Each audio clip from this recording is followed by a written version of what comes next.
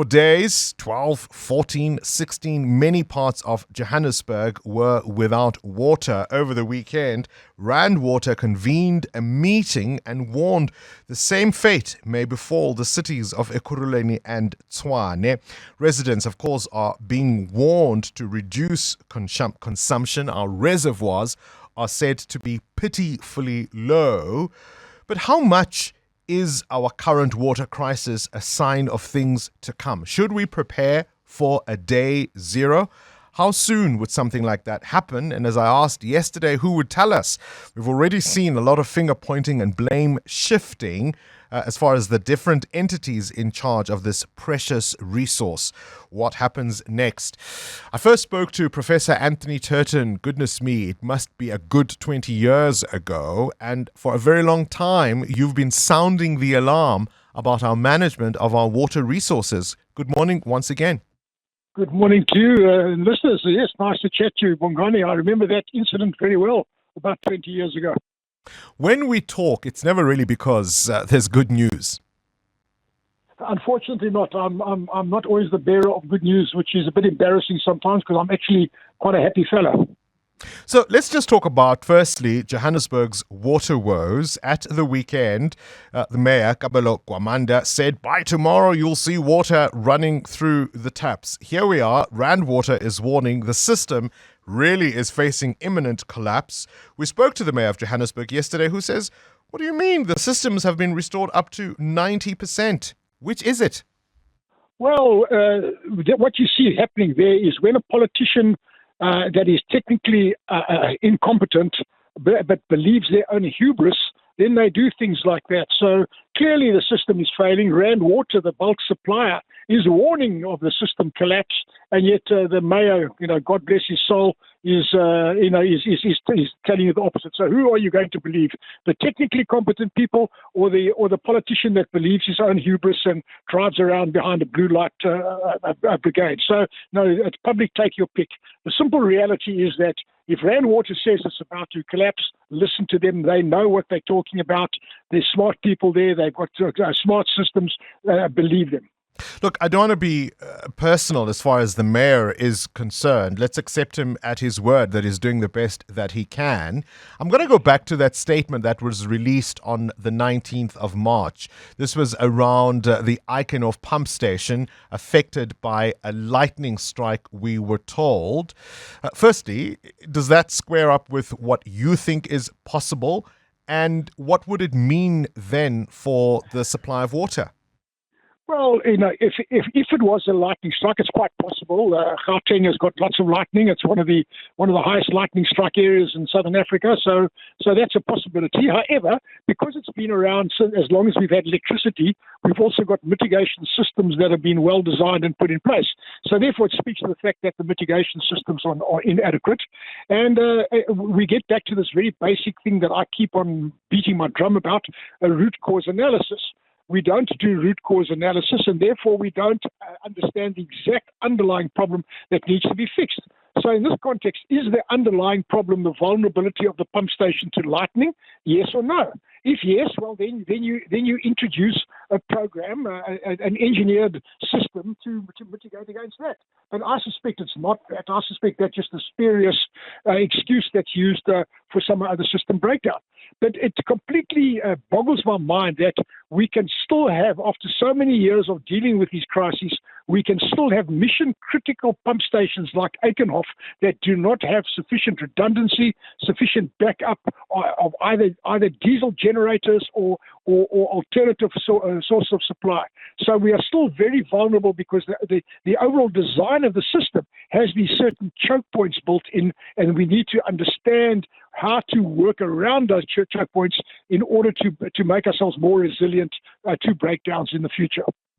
One of the things that we're still speculating about, because there's an investigation, we understand, the issue of the valve that was shut down.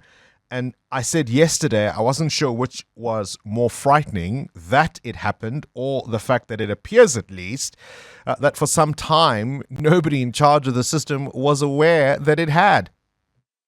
Well, you're right, spot on with that one, because we saw in the 2021 Looters War in KZN, about a week before the Looters War actually took hold, I was noticing that certain valves in the Ugu district municipality in Port Shepstone were being vandalized. In fact, they were being opened so that reservoirs could be drained. Or they were being shut off so that certain areas couldn't get water. And that was a precursor to the Looters War in 2021. So, we don't know if this is, in fact, a precursor to some unrest that's coming. We don't know that. But that is why there's actually a national security element to what's happening in this current water situation. So it's an extremely complex thing. It's not just about the supply of water. It's about the stability of the economy. And you must also remember one important thing that I'm going to say now, and that is that Rand Water supplies water to 60% of the economy and about 1/3 of the population. But more importantly, those three metros in Gauteng are the home to a significant portion of our manufacturing sector. So you've got a large density of employment in those factories. And when those factories are unable to operate because of erratic water supply, you then going to suddenly see this thing escalate into a labor relations issue and an economic crisis type of issue. So these things are enormously complicated, and they require very, very cool head and more importantly, honest and factual communication. You're giving us sort of the eagle eye on the problem, but if we sort of delve into some of the granular details, one of the things that obviously would be of concern is, quite apart from all the consequences you've outlined, the fact is, surely somebody ought to be on top of the system, noticing where the choke points are, investigating why that is happening. Why is, there low pressure in the system at this point versus that point? That kind of thing you would expect somebody to be keeping an eye on 24/7. But let's move on to really, I suppose, the big question that many of us are thinking about, because it's not just the metros in Gauteng. We know that eThekwini also has water issues. We know Buffalo City has its own challenges. Nelson Mandela Bay, of course, for some time has had difficulties. And that brings you then to the majority of the metro municipalities countrywide experiencing some difficulty or other with water. Where is the national department as far as this is concerned then?